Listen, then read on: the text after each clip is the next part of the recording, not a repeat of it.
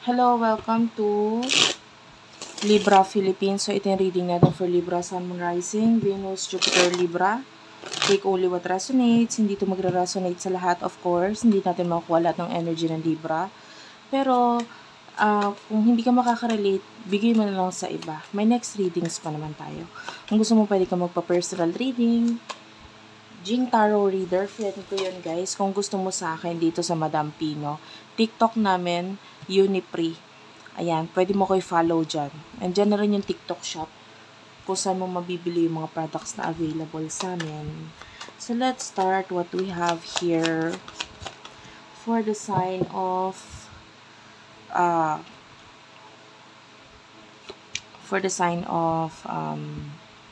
Libra. Ayan. Nauulyanin na agad ako no? So, you do have here the Page of Coins, the King of Coins, the Tree of Life, and the Knight of Swords. Okay, Libra, ang laki ng miniature mo, no? Nakikita natin with the Page of Coins and King of Coins and with the Tree of Life. Kumbaga, yung buhay mo ang pinaka naging lesson sa'yo. Kung paano ka naging mature, yun ay dahil sa mga naging experiences mo sa buhay. Maaaring in the past with the Knight of Swords, masyadong padalos-dalos, nagmamadali, yung iba pag when it comes to love, ayan, sino yung iba dyan guilty, nabuntis, napaanak ng maaga, kasi masyadong nagmadali So nakakita tayo tayong energy na ganon. Or yung iba, kung ikaw ay lalaki, nakabuntis. Pero LGBTQIA+, kung hindi ka nakaka-relate dun sa part na yon, okay lang. Huwag mo na lang kunin yung part na yon. But nakakita natin, ayan Queen of Coins, you're really mature financially, and pagdating sa mga desisyon sa buhay, and pagdating sa love, nakikita rin natin yung miniature mo. And you do have the Sun. Now, you're brightly shining. No? Marami kang nai-inspire ngayon. Marami ang nakikita yung mga kagalingan na ginagawa mo. And continue mo lang yung mga ginagawa mo na yon. When it comes to your person, sino tong person na kakonect mo? The person that you're dealing with, you do have here that Eight of Swords, okay? Fate, okay? Queen of Swords, Ito lang kukunin ko, guys. Queen of Swords, the Star, the Knight of Wands, and then ito sa ilalim, Four of Coins, okay. Eight of Swords. I feel like itong person na to is either ayaw kanyang makita, dalawa lang ayaw kanyang makita, or may nagiging dahilan para hindi kanya makita. Like, maybe there's blockage, pwedeng i-block mo siya, or may person na nagko-control sa kanya para hindi ka makita or hindi ka makakonect, maybe sa social media, whatever. The fate is here. So, etong person na to may spiritual connection kayong dalawa. Queen of Swords. So, nakikita nga natin yung energy na nagka-cut off or umiiwas. No? Yung iba pwedeng sapilitan na pinaiiwas siya sa'yo. Or may dahilan kung bakit hindi kanya pwedeng makita, hindi kanya pwedeng ma-chat or whatsoever. Okay? Or yung iba talagang sila mismo. Alam mo yan ikaw na nakakaalam ng story mo, alin man doon yung nakaka-relate ka. But with the Star, nandun yung paghahangad na magkaroon ng pagkikita. Okay? So, yung iba sa inyo, kung siya yon na parang napipilitan siyang hindi ka makita or what, nandun yung paghahangad niya na makita ka. I can see number 7, number 2, number 3. And 34, I don't know, those numbers could be your age or yung birthdays. 3, 4, 2, 3, 7, 1. Yun yung nakikita natin. And, yeah, I can see also 42, 53, 4, 15, 19, 74, 34. Ang dami nagpapakitang numbers sa akin ngayon. Letter C, letter D, and also letters. And ayun nga, with the Knight of Wands,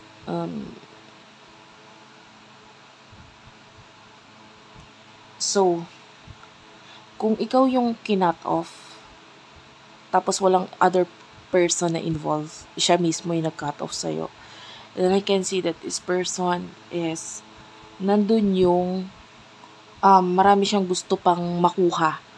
Meron pa siyang nasa isip na parang gusto niya maabot, na pwedeng hindi niya nakikita sa'yo, na parang, maybe goals, no, na gusto niya ma-achieve. I can read the word how much or HM. So, I don't know kung recently ikaw ba ito nag how much, meron ka tinanungan ng how much, sa marketplace, or ikaw itong pinagtanungan, how much, kung ikaw ito nagbebenta ng online. I don't know, but I can hear the word how much. HM.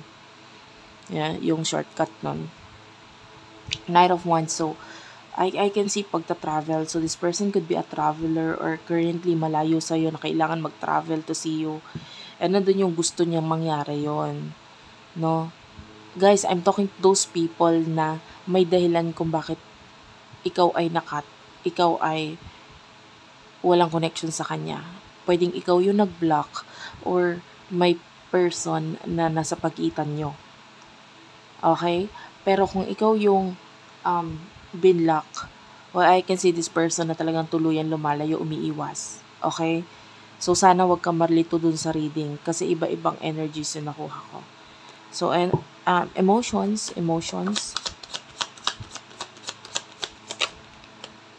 Two of Swords, okay. Six of Wands, and the Two of Coins. Taurus, Virgo, Capricorn, Aries, Leo, Sagittarius, Gemini, Libra, Aquarius energies. Energies lang yung guys, ha. Well, I can see the energy here na parang this would like to come out. Kunin ko na rin. Nakakaamoy ako ng nagigisa, guys. This could be a reading. So, anyway, gisa ba yun? Basta sibuyas, bawang, ganun. Two of Swords. Well, yeah, kasi Libra, Pisces. Alam mo, well, I don't feel anything na may kinalaman sa person na to. Yung iba sa inyo, Two of Swords, may mga decision kang pinag-iisipan ngayon, maybe regarding sa growth mo sa buhay. The King of Swords, this is you being professional. Kumbaga dito sa connection ninyo, and I saw the energy of Capricorn, so ito work.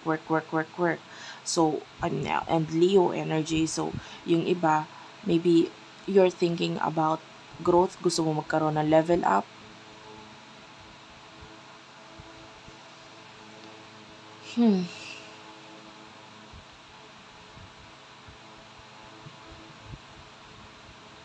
Nakakita nga pala ako ng baby chair.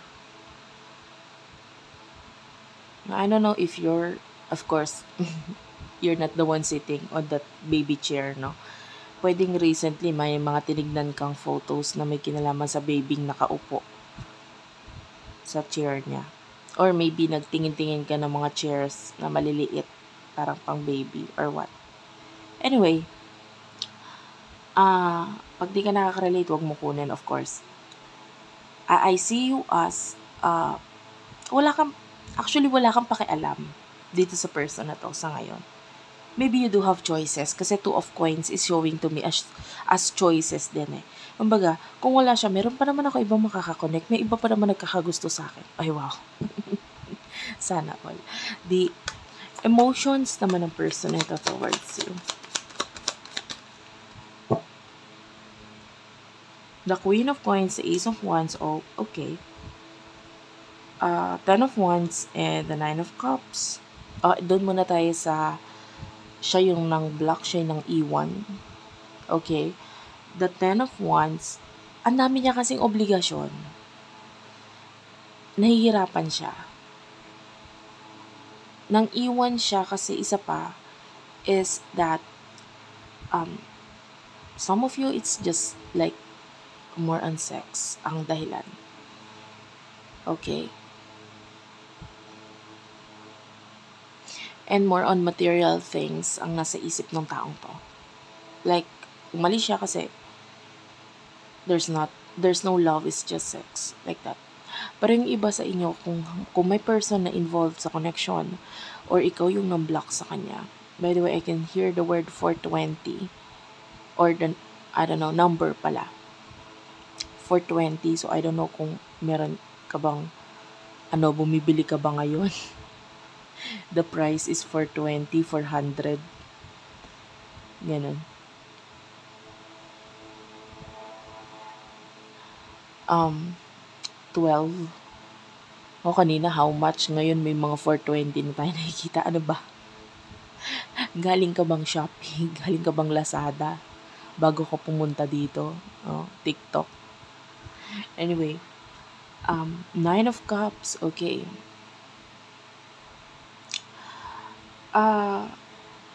Kung ikaw ito na may kahati, parang ganun, or may boundary sa inyong dalawa, may hati sa inyong dalawa, ay sobra ang pagkagusto sa'yo na itong taong to. 9 of Cups, there's a lot of, like, pag nakita ka niya, parang sumasaya na siya, napapangiti siya, naaalala niya yung mga memories ninyong dalawa, like kahit sa picture lang, sa video, whatever.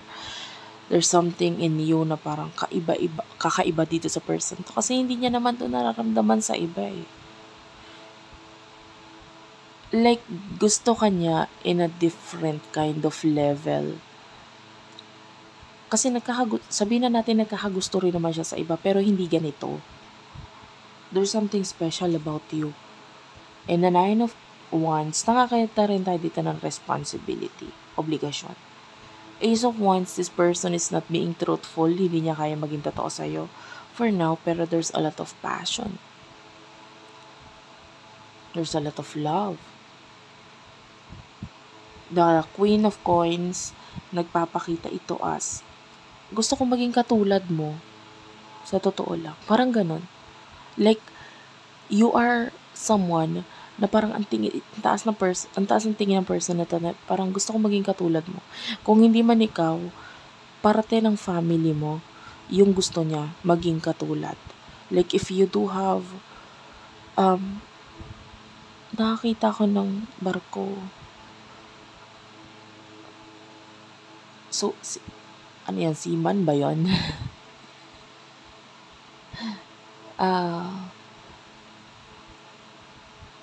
Or someone na nasa mataas na rango, like that. So, ganun. Parang, gusto ko ng ganyan. Kung hindi man ikaw mismo yon, it could be a person na malapit sa'yo. Your mom, your dad. Ganun. I just saw heart din. No? Na number. Number na shape. So, there's a lot of love talaga. And kanina, pagtingin ko ng time, sa aking phone, I just saw the number 1313. I don't know why 13, para siyang nung narinig ko nung nakita ko yung time na yon, yung pumasok sa isip ko na word is best friend. So, I don't know if you're like best friends or what. And, yeah. Ang dami niyang gustong sabihin na hindi niya masabi. Parang kontrolado yung utak niya or may nagko-control sa kanya. Okay? Aquarius energy. Yeah, Aquarius in astrology, Aquarius rules friendship. And social media, technology, ayan. So, yun na nga, may pagkocontrol sa part na yun. Social media, technology, friendships. So, that is like part of the game. Parang ang hirap i-connect tong connection na to because of that pagkocontrol dun sa part na yun. And let's move on to the next part of the reading, which is the future. Ayan. Papunta pa lang ako sa future. May mga lumabas na sa aking message agad. Wala pa sa card. Actually, yung mga sinasabi ko sa inyo dito na mga nakikita ko, na babasa ko, Hindi ako sa card nakatingin kanina pa. It's just, visions and images na nakikita ko either dito sa mga crystal sa harap ko or sa wall. Well, I see those signs. So, hindi dito. Moon hanging man, the Seven of Coins, the Knight of Coins, and the Nine of Cups. Kunin ko na rin sa side ng person mo, ha? Six of Cups, okay. Five of Cups, okay. Knight of Cups, sobrang lungkot, sobrang sad. Doon muna tayo sa, doon sa iniwan ka, binlock ka. Malungkot siya ngayon kasi stress, anxiety, depression. That's what I can see here. And in the near future pala din, no? Maaring in the past, nung nagkakilala kayo or may connection kayo, there's this thing already. Depression, anxiety, na meron na yan eh. Pero nakatulong ka somehow sa kanya. Maybe yung partnership, friendship, ninyong dalawa. And the moon is here. It's like, tinuring mo siya as an ally, no? Regardless of those things na ginawa niya sa'yo. Like, may mga nakikita ko ditong mga madidilim na experiences sa inyo ng person na to. Like, hindi siya magandang balikan. But, I feel like etong person na to, tinuring mo siya as an ally, tinuring mo siya as a person, like a friend, a best friend, and then ganun pa yung isinukli sa. It's not good. Ngayon, binabalikan siya ng konsensya. Nabaliktad yung situation. Like, pwedeng, nagkakaroon ulit siya ng mga isipin. Hindi siya okay. In the near future, pagdating sa'yo, ang kausap ko pa lang guys are those group of Libras na ang kakonect nila ay ganon ha. Na yung ikaw yung iniwan. I can see happiness, Ten of Cups, family, pleasure, pagdating sa mga taong makakaintindi, makakaunawa sa'yo. Meron may mga dumadating new friends that will treasure you, pahahalagan ka. If this person hindi ka pinahalagan, may dadating na taong pahahalagahan ka, pahalagahan mo itong mga taong magbibigay ng pahalaga sa'yo. Huwag mong ipilit ang sarili mo sa taong pinagtatabuyan ka kasi hindi mo sila deserve. And this is one of that person. You don't deserve this person. Diba? Let go. Huwag kang mag-hang on dito sa person na to in the past, but rather focus on the future. Kung sino yung magbibigay ng pahalaga sa'yo, yun lang. Dun ka na lang. Diba? And you will eventually grow. Mararamdaman mo yung feeling ng fulfillment at peace and happiness dun sa mga bagong taong dadating sa buhay mo. Meron. Not particularly love. It could be friendship. It could be family. No, na parang dati hindi naman kami close nitong pamilya kong to, pero ngayon nagiging close na kami. You have to connect with them. Yun ang gawin mo. Umalis ka sa comfort zone mo. Kung yung iba, laging nasa kwarto, laging nasa bahay, it's time for you to get out. Move. Diba? Makipag-connect ka. Kung hindi ka pwedeng lumabas kasi bawal dyan sa lugar nyo or wala ka masyadong kakonect dyan, then maybe social media, try to connect with people online. Yan. Diba? Napakalawak na ng social media ngayon. Sumali ka sa mga group na may mga kinalaman sa friendships, ganun. Not necessarily ibigay mo ang tiwala mo agad-agad, but rather, para lang maging enjoy ka, para lang maging happy ka, kasi you deserve happiness.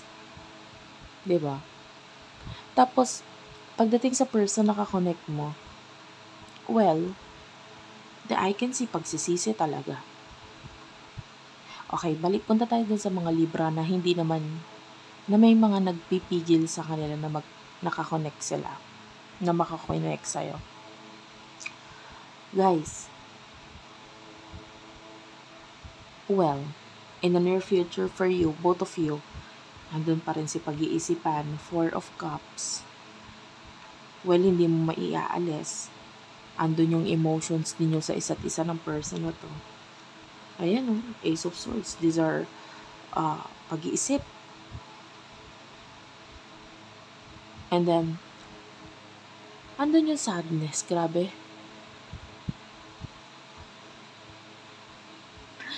Nakuha ko yung energy ng person mo, naiiyak ako. Hindi dapat ako maiiyak eh. Kaya lang naramdaman ko talaga ang sakit.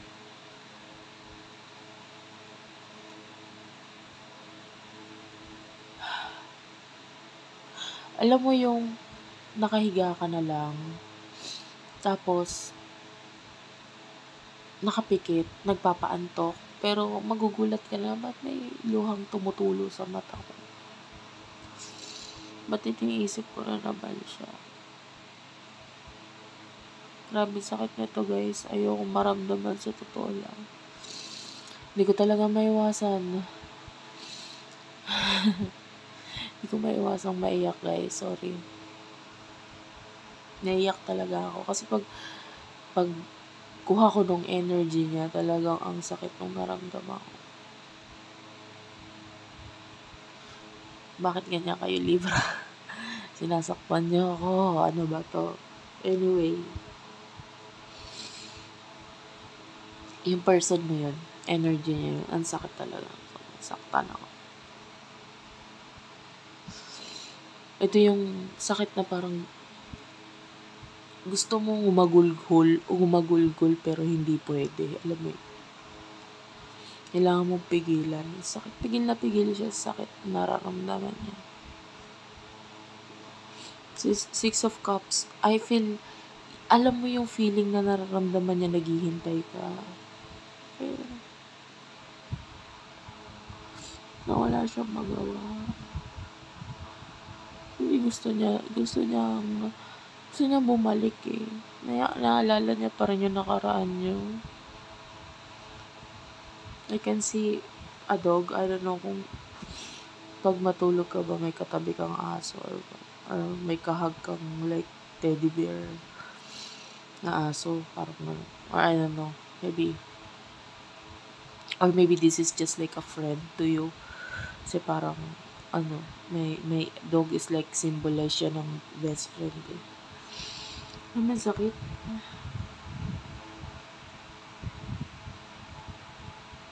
Sumabay pa tong aray ko. Grabe. Sumabay pa tong alam mo, kanina ko pa kasi hinahawakan to habang nagre-reading itong Himalayan salt eh. So, habang naghawak ako ng Himalayan salt, syempre nagpunas ako ng luha ako noon kasi naiyak ako sa energy na person. Ang alat sa mata. Sakit. Ba't ganyan ka eh? Pinahirapan mo talaga ako sa reading na to. Anyway, ayun. Yun yung nakuha natin. Ayan. And I just saw the number 2332. It could be a twin flame connection. Sobrang hirap, sobrang sakit. Twin flame connection, hirap talaga. I saw a ring din dito, no?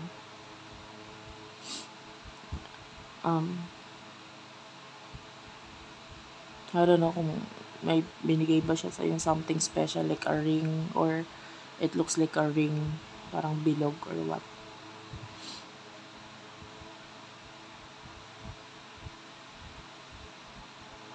Tsaka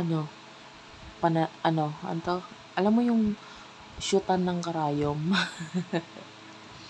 Yun yung symbol din nakita ko. Yung hindi ko alam tawag dun eh. Mananahi ako, no? Pero hindi ko alam kung ano tawag doon. Opo, na meron din akong business na nagki-create ng mga damit. So, nagtatahi din po ako. Nagagawa ko ng mga damit. So, anyway, hindi ko lang alam ang tawag doon. Pero sana na-gets mo.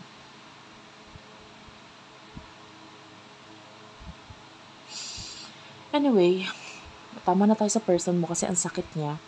Inaaliw ko lang yung sarili ko. Pinapatawa ko na lang din kasi ang sakit nga nung naramdaman ko na yon. Person na, ikaw, doon tayo sa'yo.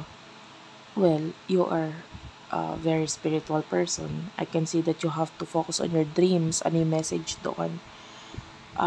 Yeah, I can see limitations. Hindi mo ma-reach yung goal mo in the near future. But there is actually money, pero you have to be more, alam mo yon, hungry. Alam mo yon, dapat manggigil ka sa ginagawa mo para ma-achieve mo yung money. I can see a lot of money. I can see there is something na makukuha ka, ma-achieve mo. Pero kailangan mo yung kilos. Gigilan mo pa. Panggigilan mo yung ginagawa mo na may kinalaman sa money. Yeah. And I can see full support from the family here.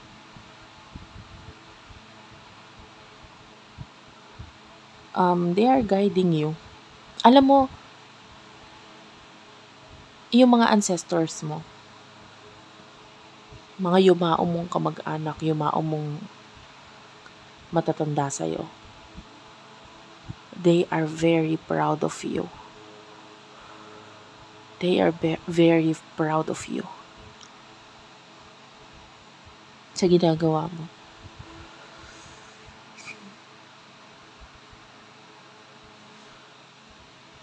So, ituloy mo lang. That's it for now, guys. Thank you for watching. I hope nakarelate ka, nakaresonate ka.